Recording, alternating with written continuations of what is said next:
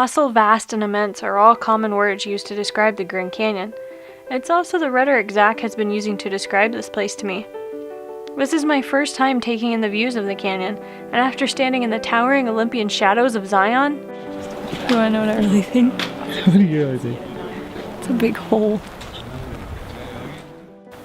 Still can't believe you think this isn't awesome. These roads, however, are magical.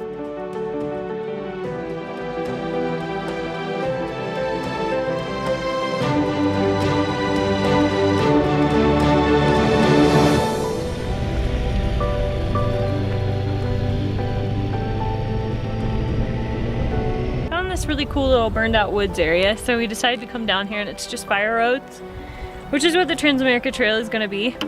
Just fire roads, gravel roads, farm roads, that kind of thing. So we came down here and I was pretty comfortable as long as I can go at my own pace.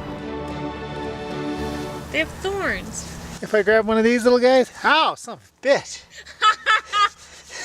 Okay, that's your... Serves you fucking Jesus, right. guys, I told you. You didn't believe me. Desert. It's all I expected to see as we rode into Arizona. Strangely though, we seem to have ridden onto the set of a Western. Well, today we went and saw the Grand Canyon, which is pretty cool, but it's a big hole in the ground. Then, we got stuck behind a racehorse trailer, which was going 10 miles an hour, pissing both of us off, until we got down to the Vermilion Cliffs. And the Vermilion Cliffs are pretty cool, I do have to admit. I feel like I need to be wearing Wranglers, have on my cowboy hat, and have a camel in my mouth. Right about there.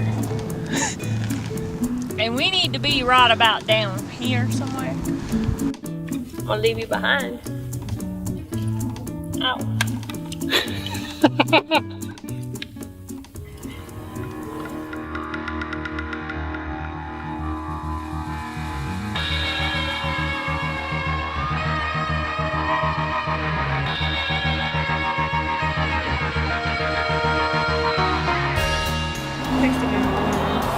Grand Canyon's cool, but it's just a big hole. She types back. Yeah, it's a big hole. It's hard to describe. I miss you.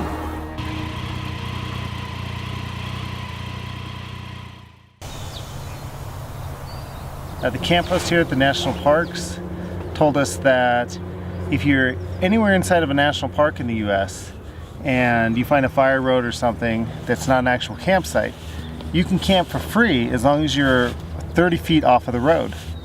So that saved us 20 bucks last night. Being out here all by yourself, every time you hear a noise, you're a little jumpy. Amanda slept through the night. Didn't seem to bother her at all. But for me, I was a little jumpy. After a quiet and peaceful night, we meet up with a colorful character who has more packed on his bicycle than we do on our motorcycles. Hi, my name is Stefan Leo Rotensky III. I usually go by Stevie, and I'm 30 years old, and I'm riding my bike across the country. I guess mostly because I have nothing else better to do. I started in New York, and I'm on my way to Seattle. So sometimes, you know, when I've had problems, you know, you just realize that, you know, this gas station's gonna be my home for the day, and you just kind of enjoy it. How much do you think it weighed? I don't know. That's got to weigh like 100 pounds. That's what I figured. It's probably like around that. It's like an awkward heavy too. Yeah, just the handlebars alone, there must be 40 pounds up there. When you see us on our motorbikes, when you're on this thing weighing 100-something pounds from across the nation, do you think we're all a bunch of pussies? What? I don't know. I just think like I'm an idiot. Like that's what I think.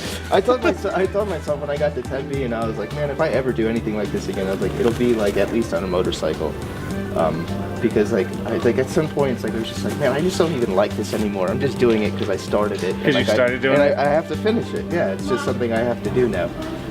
I try to practice this thing called I call it lazy eyes, and it's just where you instead of squinting, you just relax your eyes, and you get like the same thing, but it doesn't work so well. Stevie may only have his bicycle, but there was a lot to be learned from that smile.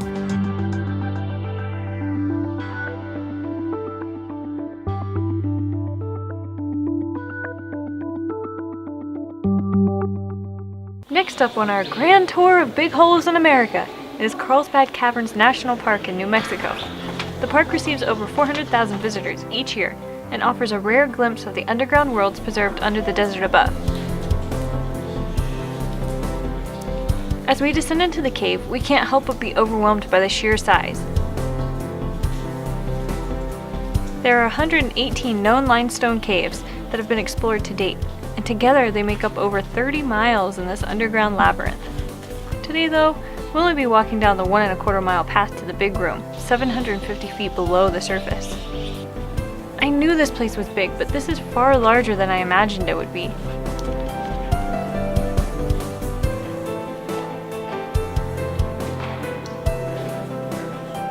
When we reach the bottom, we have two choices. We can walk back up the path 750 feet, or take the elevator. We've got more to see today, so the elevator it is. How we do it in Texas. You gotta get the hips sway, like this. And then you take 3 steps forward. Turn around. And you shoot the sign.